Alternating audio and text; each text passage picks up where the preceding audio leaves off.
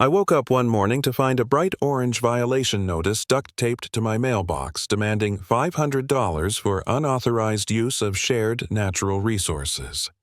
My crime: drinking coffee on the dock of the lake I owned. And that was just the start.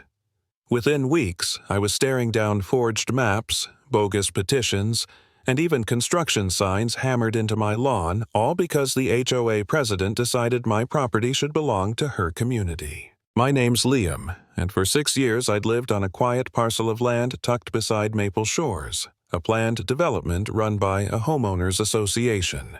My great-uncle had passed down the lake, and the land wrapped around it an oddly shaped body of water that didn't appear in the HOA's records. To me, it was a retreat. Misty mornings, ducks gliding across the surface silence. That peace shattered the morning Harriet Galloway marched up in her heels, sunglasses too big for her face, clutching a clipboard like it was holy scripture. "You don't belong here," she shrilled. "This lake is for Maple Shores residents only." I told her calmly, "The truth, this lake is mine. I had the deed, the survey, the county plat maps." But Harriet wasn't the type to accept reality when it didn't bend to her will. By the next day, she'd escalated into fines. And when I walked into that shabby garage they called the HOA office, she smirked like she'd already won. "You'll pay, or you'll regret it," she said, arms crossed. I walked out angry, but still thinking this was a petty misunderstanding, something that would blow over. I couldn't have been more wrong. Surveyors started poking around my fence line.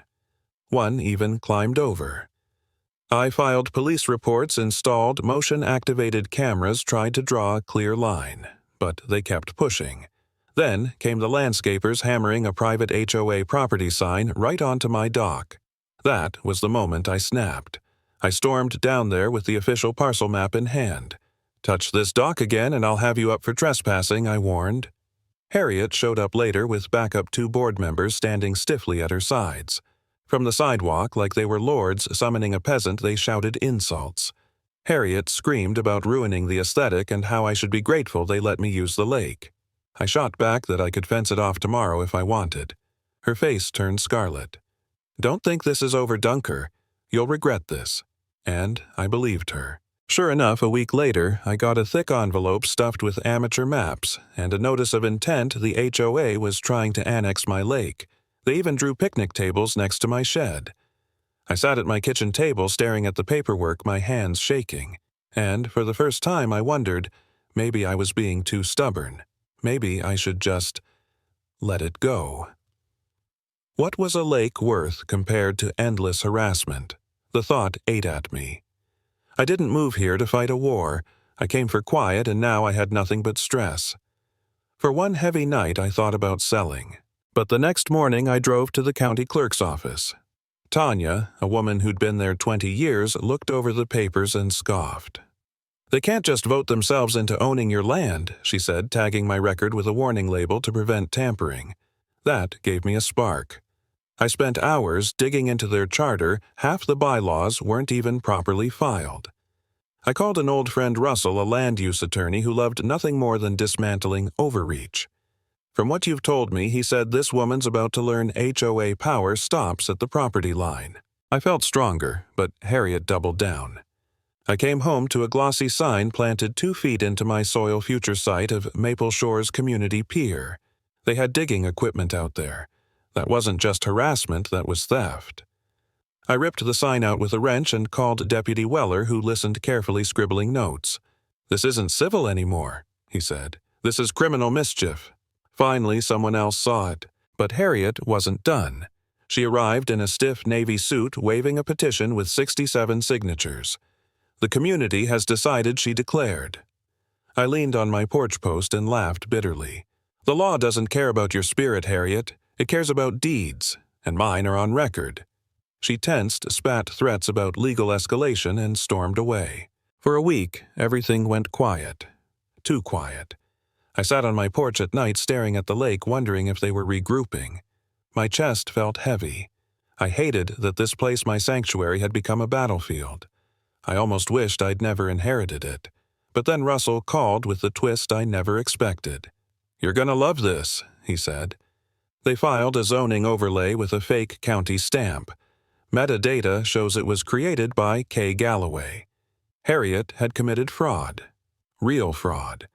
Suddenly, this wasn't me versus an annoying neighbor. It was me versus organized corruption.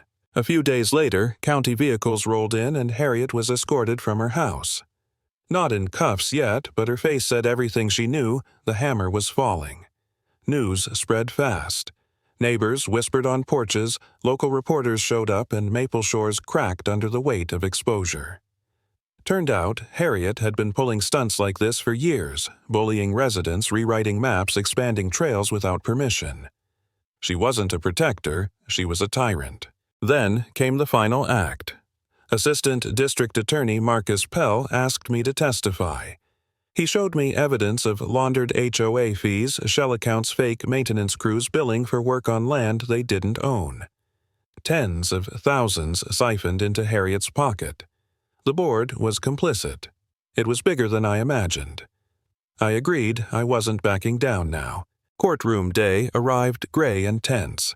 Harriet sat hunched beside a weary public defender, her sharp blazers replaced by a dull cardigan. The room filled with neighbors, even strangers from other towns who'd heard about the case. The prosecution laid it out: clean, fraudulent filings, forged zoning overlays, conspiracy to impersonate a municipal body. Tanya testified the forensic accountant traced the money trail. Russell confirmed the legal overreach. When my name was called, I walked to the stand and told everything. How Harriet screamed I didn't belong. How I found signs driven into my soil. How cameras caught her landscapers trespassing. How she tried to rewrite reality itself. The defense tried to spin it. "Couldn't you have avoided this by joining the HOA voluntarily?" the lawyer asked. I leaned forward. "You don't cooperate with someone trespassing on your land," I said. "You stop them." The jury took just 4 hours. Guilty on all counts. Fraud, conspiracy, impersonation. The judge sentenced her to 6 years in prison parole after 4 if she was lucky. Her husband cut a plea deal. Other board members faced charges too. Maple Shores HOA was dissolved, stripped down, exposed for what it really was: a racket with letterhead. When the gavel came down, I felt something unclench inside me. It wasn't joy, not relief exactly, just the sense that the fight was finally over. Harriet had wanted my lake, my land, my silence. In the end, she lost everything, and I still had what mattered. Stand your ground, because bullies only win if you let them.